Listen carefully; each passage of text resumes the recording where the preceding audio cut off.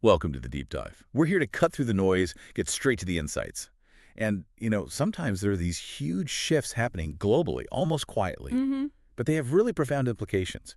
Today, we're unpacking one of those. We're looking at a nation making, well, incredibly rapid strides in the international academic world. Yeah, it's quite a story. It really is a story of growth, evolving influence. I'm really eager to dive into what's behind these pretty remarkable numbers.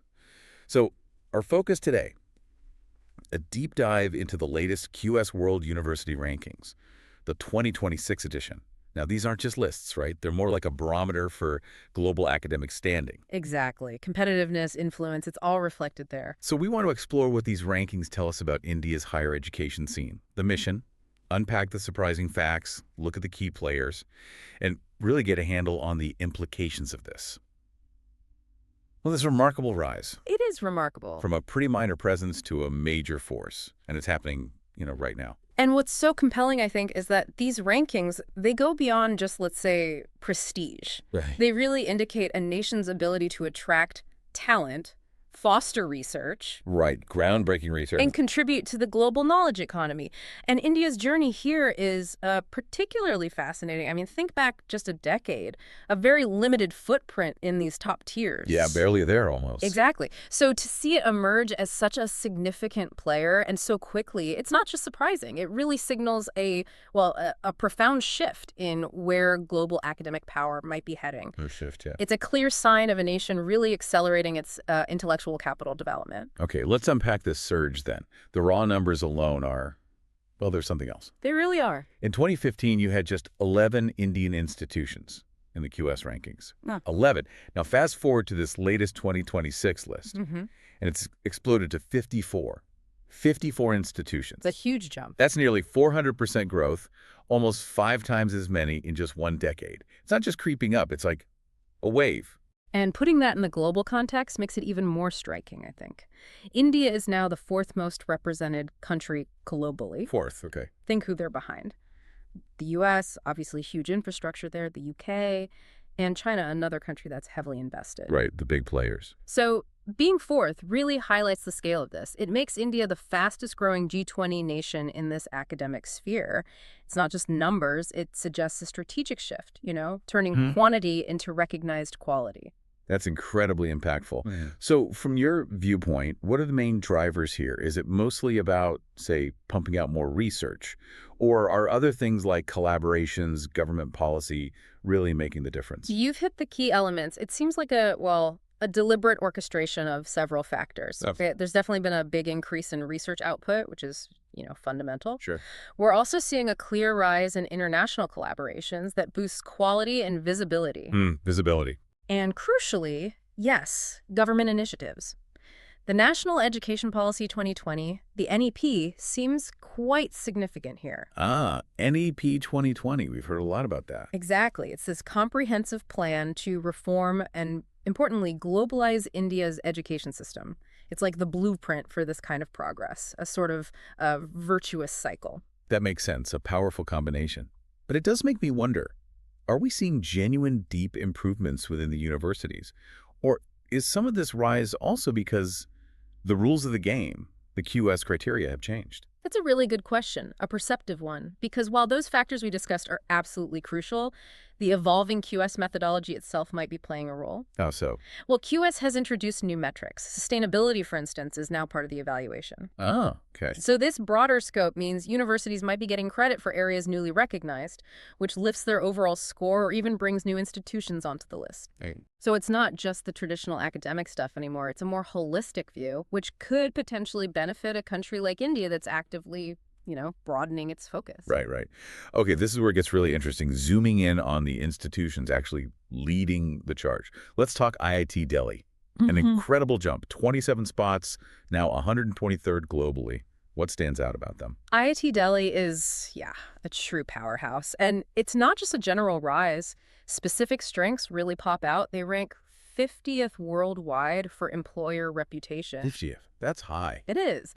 It means employers globally really value their graduates. That speaks volumes about talent quality and industry relevance. Rugmally. They're also 86th for citations per faculty. That shows strong research impact how often their work is cited by others. Okay, got it. Plus, a huge leap in sustainability climbed 252 places in that specific metric alone. Wow. Okay, but Delhi isn't low. IIT Madras may be the most dramatic rise, Yeah. up 47 places to 180th. What was the story there? Yeah, Madras's jump was largely driven by big improvements in research impact. Ah, research again. It really shows how focusing efforts, like on research quality and output, can pay off quickly in these rankings. It's Yeah. a testament to targeted strategy within these places. Makes sense. So those two are leading, but are there others really reinforcing that technical education strength we associate with India? Oh, absolutely. You've got IIT Bombay at 129th, the Indian Institute of Science Bangalore at 219th. Still very strong rankings. Very strong. And what's really striking is that 12 IIT's 12 are now featured in the ranking. Oh, love them. It just underscores their dominance in India's higher ed scene, and their consistent global performance shows a real systemic strength in that network. And looking broader, at specific metrics where India excels. Employer reputation, like we mentioned. 5 Indian universities are now in the top 100 globally. 5 in the top 100 for employers. That's significant. Very significant for graduate employability. Right. And maybe even more compelling.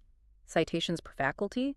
8 Indian universities in the top 100. 8. And here's the kicker. Their average score in citations per faculty is actually higher than the average for universities in Germany, the UK, even the US. Higher than the US and UK average. On that specific metric, yes. It showcases robust, impactful research gaining real global recognition. Not just quantity, but quality of impact. That's incredibly insightful. But it's not just the established names climbing, is it? What really struck me was the new wave. 8 Indian universities making their debut in 2026. Yes, the highest number of new entrants from any country. Which says a lot about the broadening base, doesn't it? Absolutely. And the diversity among them is fascinating, too. It's not just more IITs or engineering schools. You have Ashoka University, a liberal arts institution. That's important. Its inclusion signals strength beyond just STEM, right? And then lovely professional university, LPU, known for professional courses. Yeah. It feels like a real diversification. India's academic strengths are genuinely expanding beyond those traditional technical roots. That diversification is, I think, incredibly significant. Zooming out, it suggests the whole system is evolving. It's not just IIT-centric anymore. Right. I mean, the IITs are still dominant, absolutely critical. But seeing places like Ashoka and LPU emerge shows India's offering more varied academic pathways. Appealing to different students, different fields. Exactly. And that broadening appeal is crucial for attracting diverse global talent and, importantly, getting wider global attention for things beyond just engineering. It's a sign of a maturing, more multifaceted system. Okay, so considering all this amazing progress, we have to ask, what does the road ahead look like? Because, despite the gains, challenges must still remain. Oh, definitely. What are the main hurdles Indian universities still face as they climb this global ladder? That's right. The progress is clear, but to really compete with the absolute elite, there are areas needing significant improvement. Like what specifically? Well, for instance, international student and faculty ratios are still quite low compared to the top global universities. The international dimension. Yeah, that impacts diversity, cross-cultural exchange, vital for global excellence. Also, large class sizes often affect faculty-student ratios, making personalized education harder. The student experience aspect. And while research quality is up, as we've seen, the consistency of quality needs to keep rising to really push those citation metrics further and drive global impact. It's about refining, deepening the strengths. Those are pretty fundamental challenges.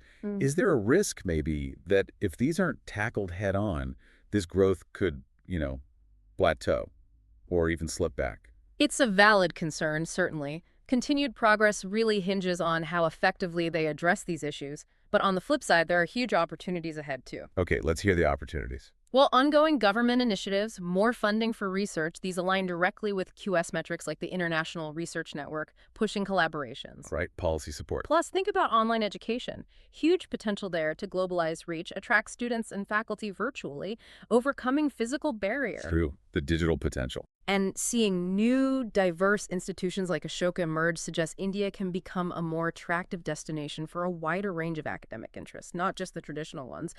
Which brings up, a critical point. How does India really stack up against the very top players, not just G20, but the absolute best? Yeah, the top 100 benchmark. Exactly. The U.S. has 40 universities in the top 100. 40. The U.K. has 18, China has 10. Wow, okay. India, despite the amazing progress, currently has none in that top 100 bracket. But, and this is important, 3 are now in the top 200. IIT Delhi, IIT Bombay, IIT Madras. Precisely. That's a significant step. Understanding what those leading countries do well, especially on international diversity, sustained research impact that can offer a roadmap for India to bridge that gap, to push into that elite group in the coming years. What an extraordinary journey we've traced today. I mean, from just a handful of institutions a decade back to fourth most represented globally. Yeah.